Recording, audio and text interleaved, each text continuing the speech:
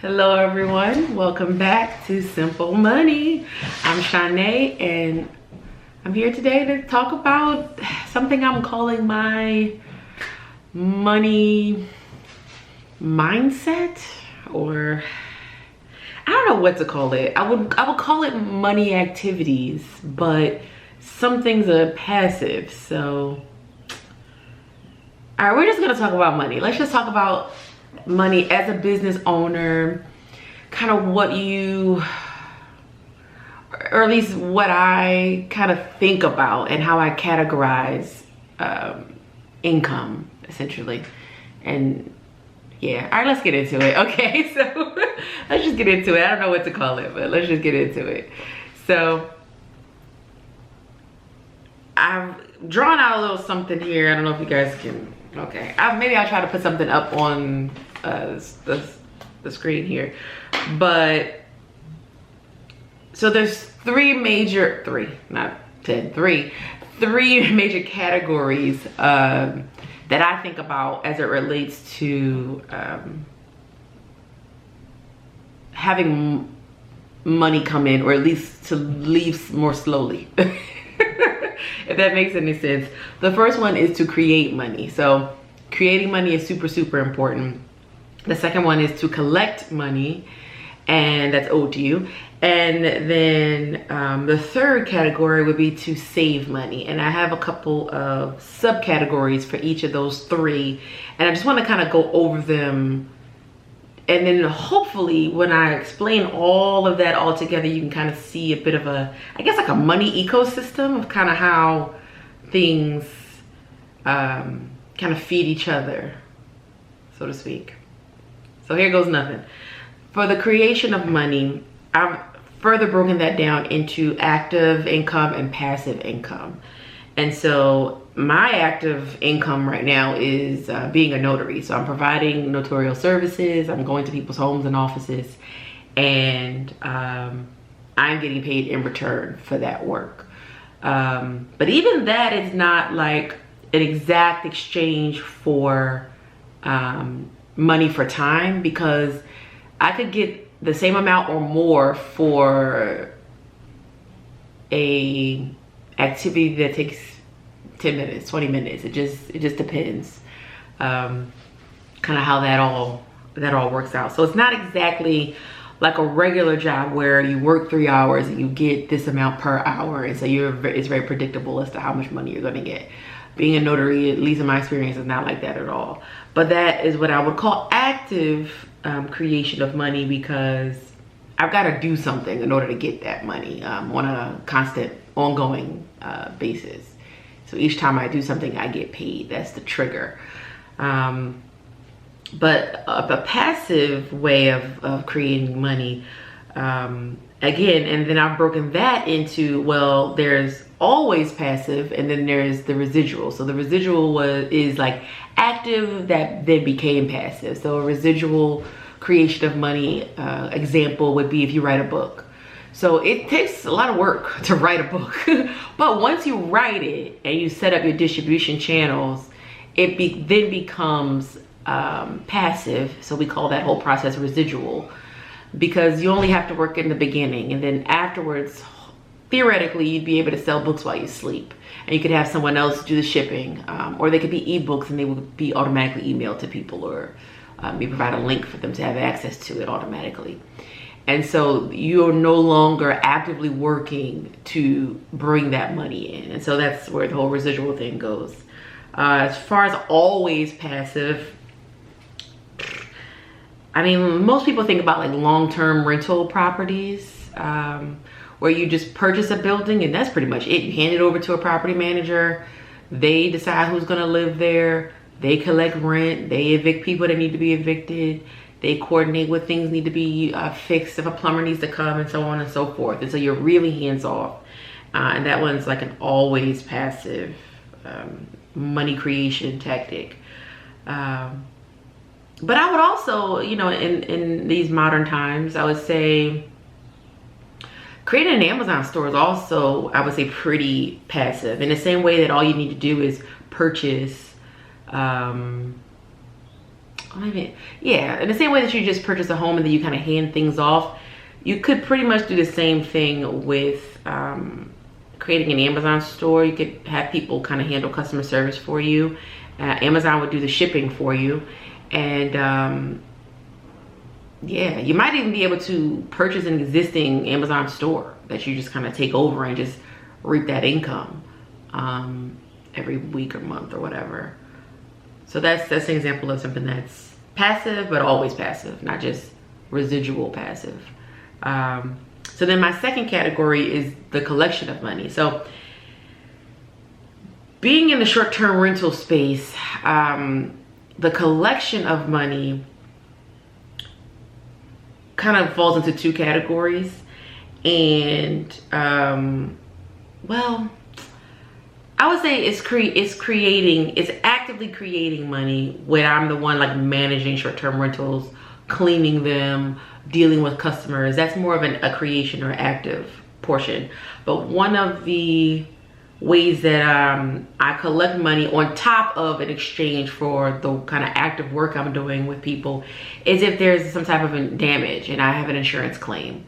So that takes time for me to go in and try to get that money from the insurance company if something has been damaged in one of my properties. And then flipping over to my notary side, as my notary works, I have to invoice all of my clients. I'm not paid right there on the spot when I'm doing loan signings. Usually the signing company, or I guess in some cases it'd be the title company, the escrow company, would pay me, and they like to wait between 35 and 45 days is kind of the way they handle things. Notary Dash pays you automatically within that time frame, which is wonderful. But I've also had to create invoices for other companies that will not pay you unless you say, hey, you owe me. So that's also some activities, some invoicing activities and submitting insurance claims as well. So just to recap, we got the creation of money, we got active and passive, and then within the passive, we got the residual as well as the always passive. And then moving on to the second category, we have collection of money, and then we have invoices and then insurance claims. So those are, again, more ways of receiving money, basically. I guess you could call it revenue. So, and then my third category I have is saving money. And I think like saving money might be the most fun sometimes, at least. I don't know. I love a discount. Love a coupon. Love it. You got to be careful though to make sure it makes sense for you. So within the saving money thing or category, the way I look at it is, okay, I want to do two things. I want to prevent larger expenses later. And one way you can do that is just buying in bulk. So as a notary, I need a lot of 8.5 by 11 paper as well as legal paper, which is 8.5 by 14. And there's no need of me buying 500 sheets at a time. Buy 5,000. I get 10 reams and I just keep them in my office. And I think that's the way to go. It's certainly cheaper than buying small amounts of paper. So yeah, buying in bulk is one of my big ways I use to prevent larger expenses later. Or the accumulation of larger expenses for the same stuff. You know what I mean? I'm gonna need all that paper anyway, so I might as well buy it now. You know, if you have the resources. And another, I guess, mentality of saving money would be to find ways to cut expenses. So with the paper, you know, example, I'm gonna need this paper anyway, so why not find a way to get it cheaper and just hold on to it as I need it? But when you're trying to cut expenses, you're trying to think of, okay, how can I no longer need to buy this or these products? And one way you could do that is you can work with a cleaner where the wage you pay that cleaner includes all of the cleaning supplies. That's one way you can cut those type of expenses. Cleaning supplies for the actual cleaning of your short-term rentals. You know what I mean? That's one way to cut expenses. So yeah, I'm gonna try to put a graphic up so this maybe makes sense. Maybe I should like try to put it here. I don't know, we'll see. I'm new to this editing stuff, so I'll try my best. But yeah, I guess going back to the ecosystem thing. So these things all kind of feed each other because you purchase insurance so that that could also be a way to save money, because that would be preventing larger expenses in the future. Let's say you purchase insurance, you pay a little money now or a little money every month so that if something big happens, you don't have to be responsible for that huge amount.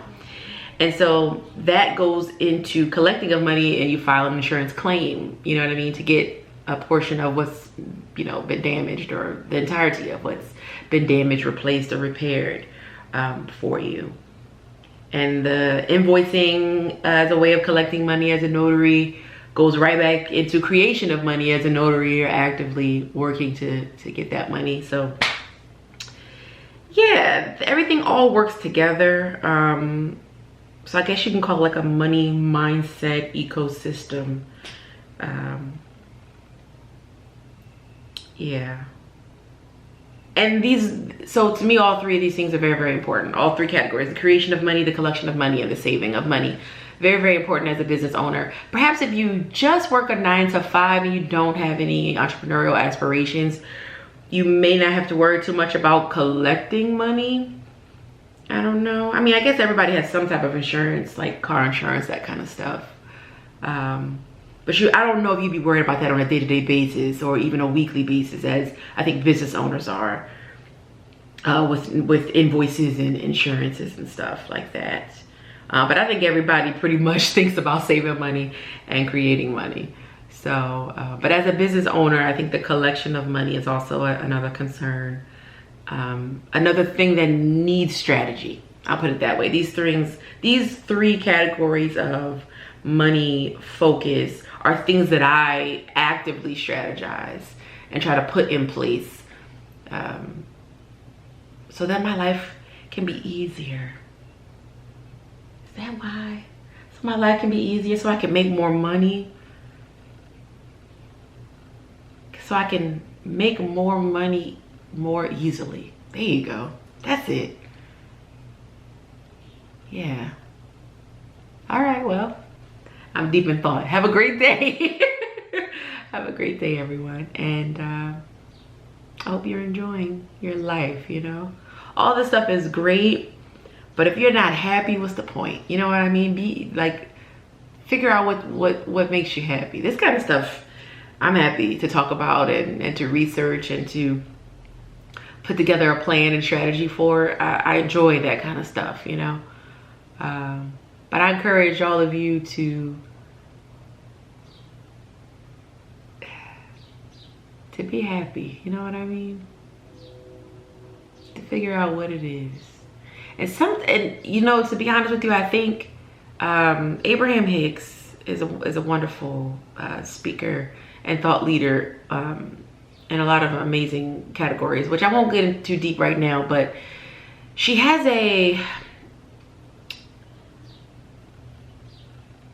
one of her illustrations is about a cork. So if a cork is floating, you don't have to do anything to make it float. It's in water, it's gonna float. You push it down, and that's the effort that you're giving. You're pushing the cork down.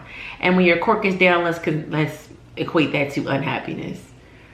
So if you just stop pushing your cork down, it'll float. Like, floating is happiness.